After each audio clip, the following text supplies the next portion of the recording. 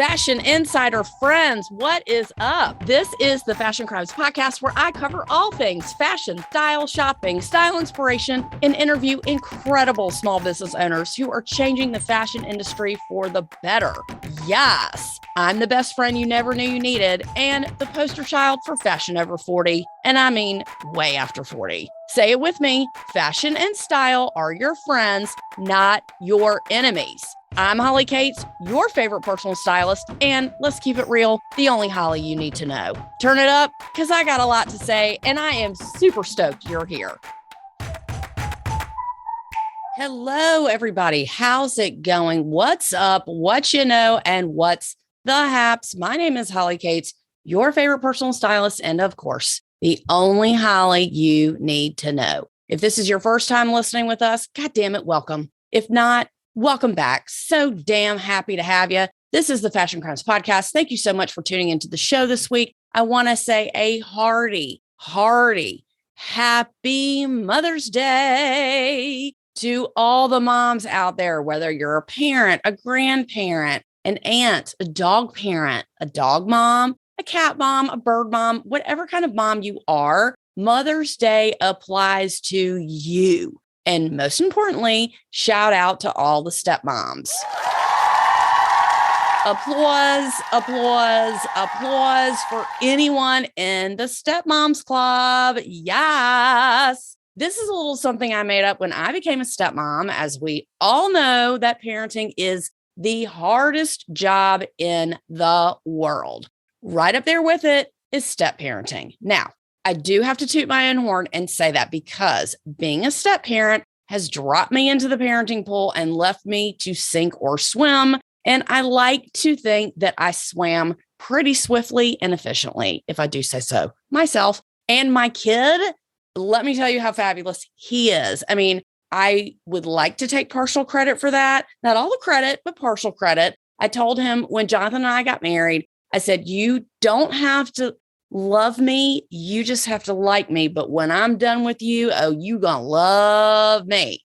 And I also told him that he 50% belongs to his mother. He 50% belongs to his father. However, unfortunately for him, his father has willingly split that half with me. So you 25% belong to me. You're welcome, by the way.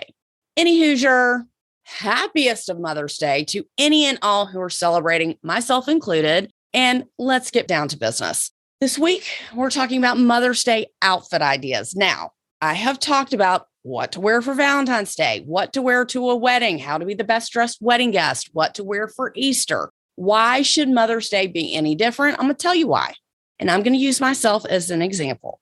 Anyone who knows me knows that I'm a birthday whore, to say the least. And for anyone who doesn't know what that means I walk around all day on my birthday, which is October 23rd, by the way, either with a sign on my back or I walk around and tell people, I'm so sorry you don't know me. Did you know today was my birthday? I'm super obnoxious about my birthday. I love my birthday. I will never not want to celebrate my birthday. And if you don't like your birthday, and you don't let me celebrate your birthday or make a big deal about it, I just don't know if we can be friends. I'm just saying. That, by definition, is a birthday whore. In my house, my birthday is the most important holiday of the year. Hands down, no questions asked. Period, exclamation point. So forth, so on, and what have you. Your birthday, my friend, should be the most important day of the year in your house. And the reason why I say this is because this is what I beat into my clients' heads all the time. You are the glue that holds your family together. Okay.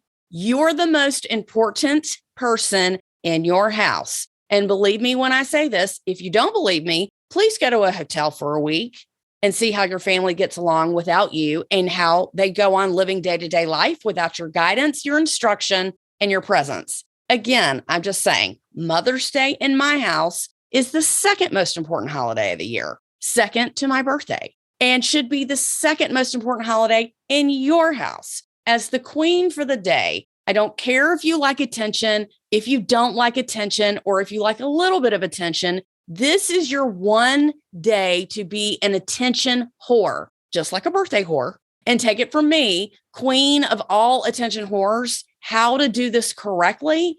And I'm going to help you out. Okay. I'm going to help you out.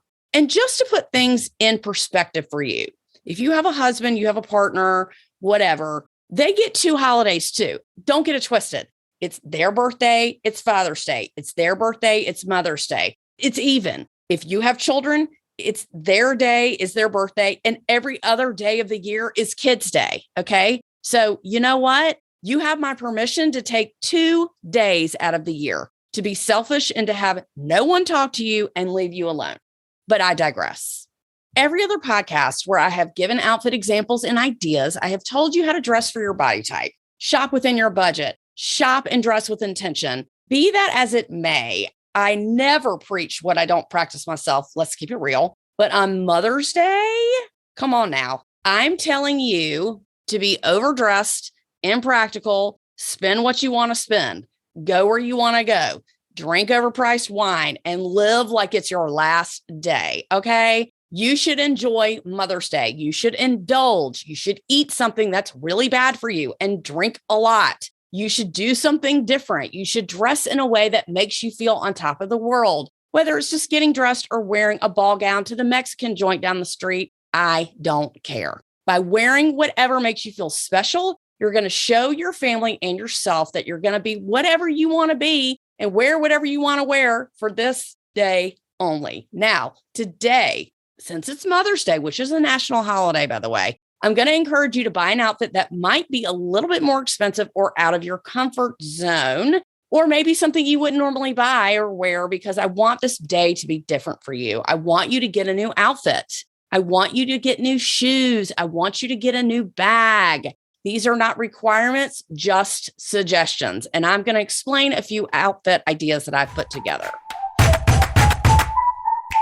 In my world of fashion and clothes, what brings me more joy than anything else are shoes. For some people, it's jewelry. For some people, it's bags. But for me, it's shoes. When your shoe game is on point, people notice. It doesn't matter if you have on the most basic shit in the entire world. If your shoes are fire, then you are doing it right.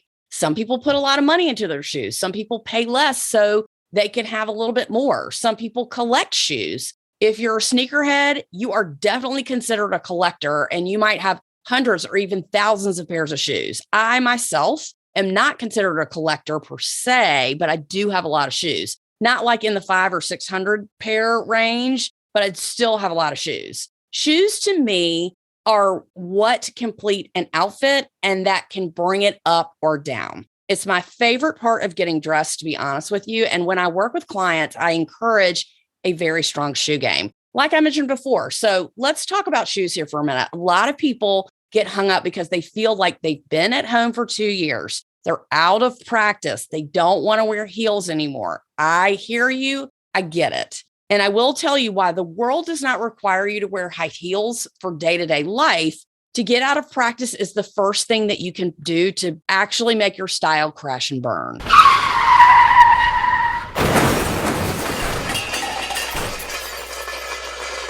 Wear some comfortable, practical shoes with a dress for a night out or a party. Hell no. Wear comfortable, practical shoes because you're working all day in a warehouse and you have to be on your feet for 12 hours. Yes. Again, I want to be clear. If your job requires you to be on your feet, sacrificing comfort for style is acceptable in this specific situation only. Okay. If you're a nurse, if you're working in a kitchen, something like that. If you're going to a dinner party or a girls' night out and you want to wear comfortable, sensible shoes, that's a big negatory on that one. Okay. Suck it up. Wear some decent shoes that look good, that you can tolerate for the night, that are dressier than what you would normally wear. If I have to suffer in high heels, you have to suffer in high heels. It's the circle of life. Okay.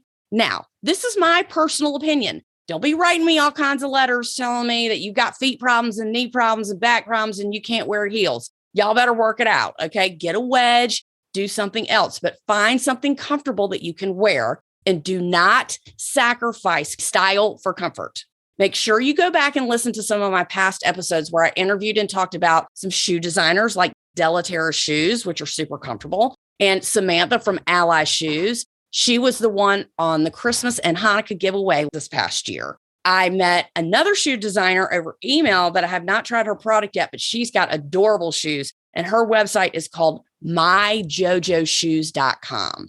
And that's going to be in the show notes, so don't worry. Her shoes are completely adorable. There are plenty of other options. All these styles and brands will be on my Pinterest board that I have created for you this week. You're welcome for that, with some other shoe brands that I think are newer and engineered a little bit differently to be more comfortable. Now, don't sleep on department stores like Dillard's. I'm telling you, they have an incredible shoe department here in Atlanta, and I picked some of my faves from there. And also my fave is off Fifth, Saks off Fifth.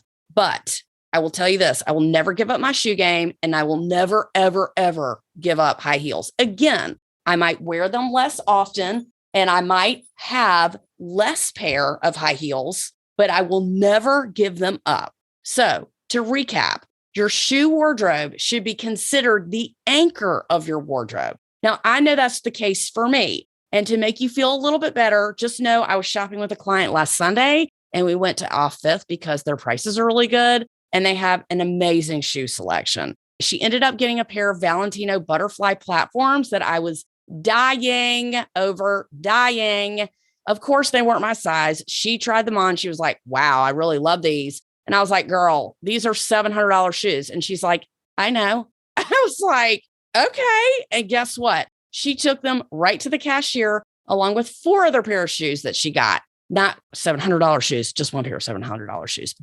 And she rang all of them up in addition to all the clothes that she got. I mean, that was one of my proudest moments working with her, watching her fly from the nest to say, damn it, I too deserve a pair of $700 shoes. You goddamn right you do, because guess what? She got the message. When your shoes are on point, the whole outfit comes together. No matter if you're wearing a trash bag, if you're wearing jeans, or if you're wearing something super fancy. She understood the assignment. She's like, when I come into work, people go crazy over my shoes. People are like always commenting because guess what? She is the boss. People notice. And for guests or new people that come into the office, she looks like the boss. It's not because of her shoes. That's not the only reason. It's because in addition to her clothes that fit her body really well, she's got an amazing shoe wardrobe to go with her existing wardrobe.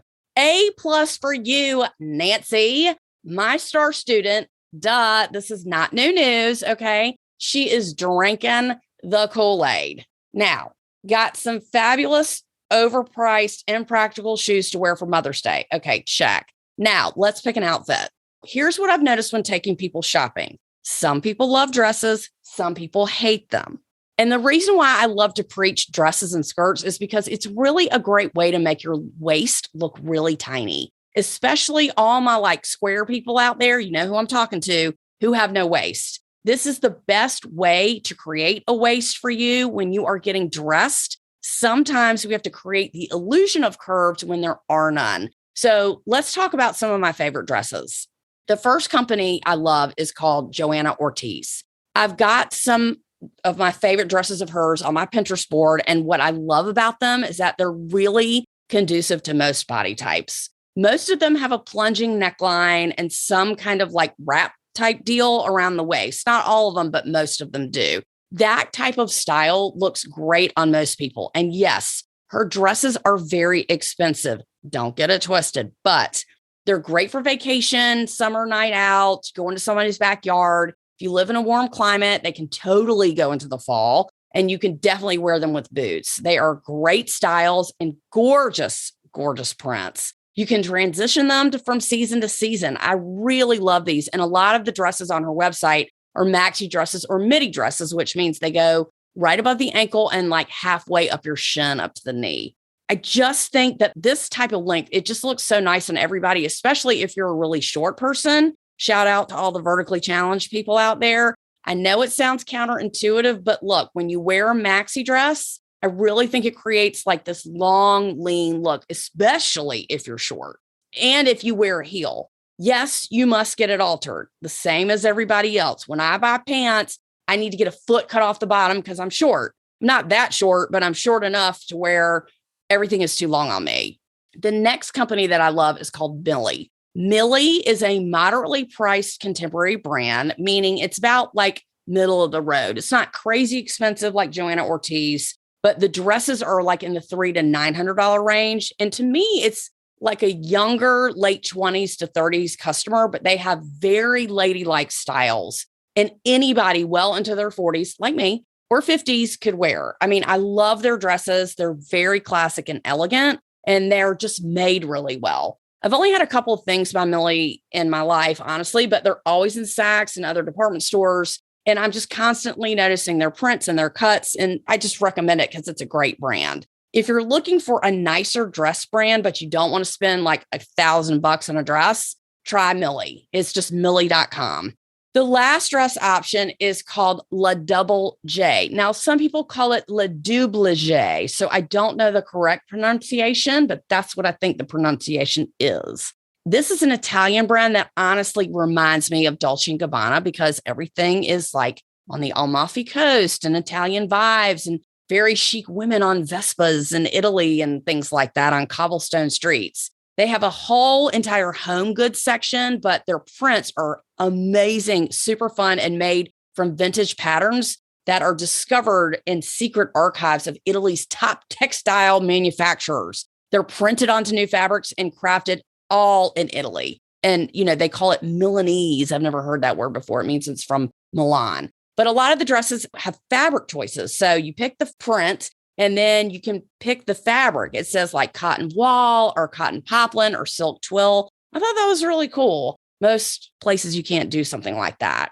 Their website is super cute. And they have an entire section that says live like an Italian. Okay, girl, sign me up for that. They've got really interesting interviews and blogs with people, I guess, who live in Italy or like I said, the Milanese lifestyle. I just thought it was so cute and different. And again, their pieces are not cheap, but you really get what you pay for. And it looks like they sell really quality pieces. I would definitely give them a try. I want to say one last thing about bags and jewelry. First off, please go back and listen to the episode about how to buy a handbag where Nolan came on as a guest and was educating us about the best places and prices you should be looking for when buying a bag. And there's tons and tons of great info there. That was one of the highest downloads we've ever had here on the Fashion Crimes podcast. Very happy about that. Here are the 3 purses I think a woman needs to own. Number 1 is a work bag, which is a tote that you can fit your laptop in. It needs to be current. It needs to be big enough.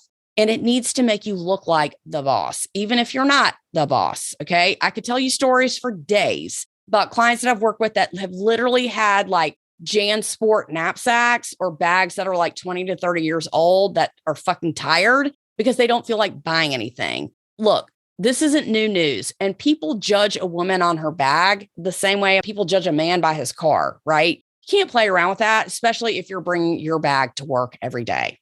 The second bag is like a medium-sized purse. This is your everyday purse, right? It doesn't look like a mom purse. It doesn't look like something that your grandma would take to the airport and wear it with 1,000 pockets because you want a good functional travel bag. It should be current. It should be probably canvas or leather or something that's not going to show dirt and in a neutral color like brown or black or navy that will go with everything. This way, you're not switching your purse every single time you have a new outfit and losing your stuff, which I speak from experience on that, because you have your go-to bag for every day that goes with everything. The third bag every woman should own is a small clutch or wallet on chain. You can buy one for $20. You can buy one for $2,000. You can buy one for $12,000. It just depends on what your price point is and what you like. I have a YSL one with the stripes, with the chevron stripes, which I love, and I take it everywhere. I throw it in my tote bag when I go to work and when I travel. And when I go out at night, I just bring the wallet on chain because it has a wrist strap. If you don't have all 3 of these bags or have 2 of the 3 or 1 of the 3, you are lacking in the purse department. When it comes to jewelry, I think less is more. If you own real jewelry, you should be wearing this every day. You should not save any specific jewelry for a quote special occasion unless you have like mad diamonds. Okay. You should not have it locked away somewhere and never wear it. It is made to be worn. Beautiful things are made to be worn. Now, you don't have to wear it every day, but you should be having your real jewelry in your rotation. please go back and listen to my past episodes with Chris Carr Jewelry and Amanda Pearl and Julie Lamb New York Jewelry. 3 great brands right there that I've already interviewed that are now part of the Insider Bestie crew. If you want some fun kicking around like novelty jewelry or layer necklaces or stack bracelets or really cool earrings, just go to a department store where they have a really large selection and then mix it with something real. My mantra is always mix your metals and definitely mix your real with your costume because it makes your costume look real. Okay. Hot tip. I do this all the time, every day. You can't make a mistake. The only thing I say no to, like a hard ass fast no, is plastic jewelry.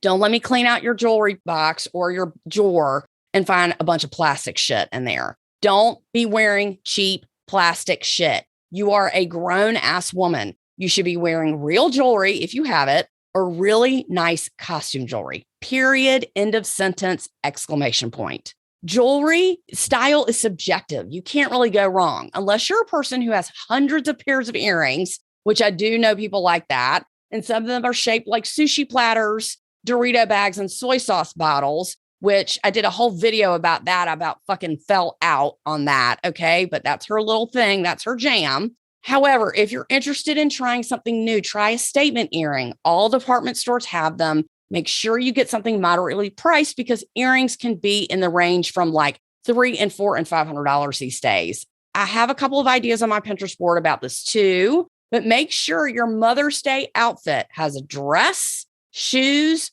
jewelry, and a bag, and you will look fabulous. Especially if you pick some ideas from my Pinterest board. I'm just saying, you can't really go wrong. Treat yourself to something new. You are the queen. You are the glue that holds your family together. If I haven't said it once, I've said it 1,000 times. Okay. You are the rock star in your family, period. Okay. Nobody's looking at your husband. Nobody's looking at you. Everybody's looking at you. Okay. I just want everyone to have the most incredible Mother's Day. Do something amazing. And if you're not doing anything, get dressed up and go to Whole Foods, as Nolan always say. Okay. Make yourself feel special and get the people around you to treat you special like the queen that you are. Okay. I am so happy we had this discussion and I'm so grateful that you listened to me and that you are going to check out my Pinterest board and see all these amazing ideas and buy something new. And then you're going to send me a picture and show me how amazing you look. My name is Holly Katz. I am the only Holly you need to know, the hostess with the mostest, and the founder and creator of the Fashion Crimes podcast here, where I yell at you every week about fashion and style and keeping all of us in our 40s, 50s, and beyond relevant, fashion forward, stylish, fabulous, all while fighting middle age. I'm just telling you, I'm fighting middle age, okay? I'm leading the fight, and I will not let you down. Tune in every week for brand new episodes where I interview small brands and designers changing the fashion industry for the better. Style tips, style tricks, and outfit inspiration and fashion education. You are welcome. Thank you so much for listening. Please make sure you join our Insider Bestie crew where you can sign up with your email and get all of this information delivered straight to your inbox every single week. Please keep up the downloads. I cannot even tell you how grateful I am that you guys are listening. My downloads are literally doubling each month, and I am so excited to know you and be part of your day. Thank you so much for listening. This has been the Fashion Crimes Podcast, and we are out.